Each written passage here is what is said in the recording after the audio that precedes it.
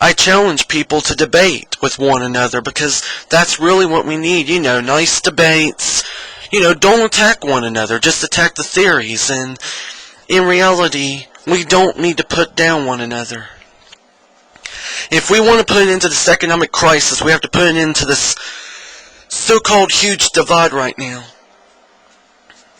Because divide is the way the evil secret societies and neo-Nazis will continue ruling over our world for I guess forever. Because Adolf Hitler relies on division. He relies on people wanting to kill the Jews. He relies on people that are criminals, or like that criminals should have no life. That they all need to be locked up and possibly killed. In reality, who is a criminal? Aren't we all criminals? When we all take part in a war that might not have been necessary for the security of a country, aren't we all criminals? Yet we never go to prison for this, because it is the honor of our country. I believe real honor comes from things like endurance. That we can endure all problems and never lose our heads in a time of terror. I believe that when 9/11 happened, we lost our heads and started attacking each other. We started killing each other, or hurting each other, or doing school shootings against each other, or, not everybody's in the school shootings though, but I'm just saying that more and more people are turning on one another, and I notice how people that used to like me hate me, and I do have a fair share of enemies and people that have threatened me and stuff. It's just, that's what's going on right now. Like when I was trying to go dating when I was 16, a lot of girls were treating me like I was a potential threat or a nobody. They thought that maybe I was some geek because I'm homeschooled, I'm not in public school, and people were probably treating me like I'm a potential threat.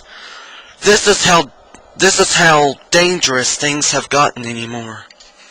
Obama, if there is a possibility Obama could be the next Adolf Hitler, then he's going to use division. He's going to turn blacks against whites or whites against blacks, possibly, by using the race card, and then make out like it's not race, so then he can agitate the whites into spring themselves and attacking on the different color of people. I don't know if this is Obama's tactic or not, but I do believe that dividance brings us into a dictatorship. And if they could divide the world, then we could possibly become a global dictatorship, because the military have to keep order, right? So then if the world starts attacking one another, they might have no choice but to create this world dictatorship. So if we want to not have this global dictatorship, we need to all unify right now. We need to say goodbye to racism, and we need to all, despite our differences, we all need to work together to save ourselves from this future epidemic of violence and genocide. I know a lot of you thinks that America will never get into genocide, but it will. Just like Germany used to be a good country, and I have a feeling China used to be a good country, and I have a feeling maybe Iraq at one time, well, maybe it wasn't, because it seems like there's always violence. Religious and political violence. But a lot of these countries used to be good countries. And then once they get in, they all get dictators. So what's to make you think that we're not going to get a dictator here in the United States? It's already happened that way with Bush. You people need to realize that Obama's not our answer. Because if Bush can have a lot of power just by lying himself into politics, then what's to not think that Obama wouldn't do the same thing? These elite politicians are not the answer for our country's problems. These elites, they only know about the elites. They don't know the lives of the elect. Do they know what it's like to have over 100 different illnesses from hundreds to thousands to millions of different people? They might have some illnesses, but have any of them ever had mental or terminal illnesses? I'm sure if they had mental illnesses, they couldn't join the White House. I know it's because they could become murderers if we have people that are mentally ill. But in reality, I believe that they need to have experience of everything. They need to know what the majority wants. Instead, they don't realize what the majority wants because they never experience what the majority goes through every single day of their lives. And that is the reasons why we should never go into a dictatorship, because then it'll be our way or you're going to be murdered or imprisoned. That's not the best way to do things, because there are a lot of different people out there and a lot of different views, and America should be about uniting, not dividing. That is why we have the United States, is to unify every religion and culture, and to us all to be representatives of the future, and that I could be a representative of Christianity or a representative of direct democracy, and another person could be a representative of how they think that maybe communist is alright, or another person could be a representative of monarchy, or another person could be a representative of anarchism. The whole point of America is so we can all be free and never be declared terrorists unless we actually bomb and attack people and say, ha ha ha ha ha, if you don't do what I say, I'll attack you. That's a real terrorist, someone who threatens people and kills people. Those are the real terrorists, not these anarchist groups or people against the government.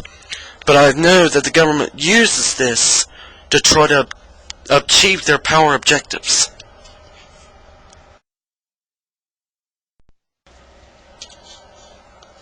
I believe different than any other politician. And you might not believe everything I actually say to people. But I'm not expecting you to. I'm not expecting you to, like, if I tell you about UFOs, I'm not expecting you all to accept that UFOs exist. Well, I do think aliens exist. It doesn't mean that everyone should believe that same way. We all are accustomed to our own beliefs, and that we should never push our beliefs upon others. That is the real reason why we have USWGO, is to try to have everyone accept each other.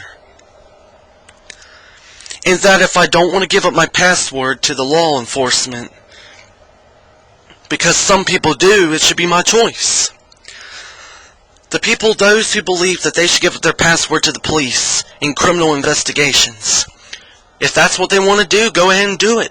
Go share your password to the cops and let them know that you're not doing anything wrong. But there's those that rather hide things, even though they haven't done anything wrong as well. Or they have done something illegal, but not immoral, and people are afraid of being persecuted by the government. Like how certain things that are considered taboo here are not being considered taboo in other countries. That is the reasons why people that might get in trouble here try to go to other countries, because they have different beliefs. Some people actually do hurt people though, and I do not condone it. I believe that as long as you're not hurting anybody, you get the consent of anybody. As long as I believe that there should be two laws that makes whatever you want right. The laws of consent and the laws of free will. Well, actually three laws. The laws of consent, the laws of free will, and the laws of justice. If you're hurting people, then you've disobeyed that law. These are the laws I believe in. I believe in three different laws. I believe that as long as you obey the three laws of what I just said, you should be able to follow whatever religion you like. Or you should be able to do anything you want to do. And that if we don't want to be protected by the cops, we can choose that. We can tell the cops, hey, don't protect us. Like in that case, how teens are being arrested for explicit texting. My belief is that if they want to ruin their own lives, then that's their choice. Then, they shouldn't be arrested. Because in a way, what if it's the normal thing anymore? Are we going to arrest millions of teenagers and label them as sex offenders because because they gave themselves consent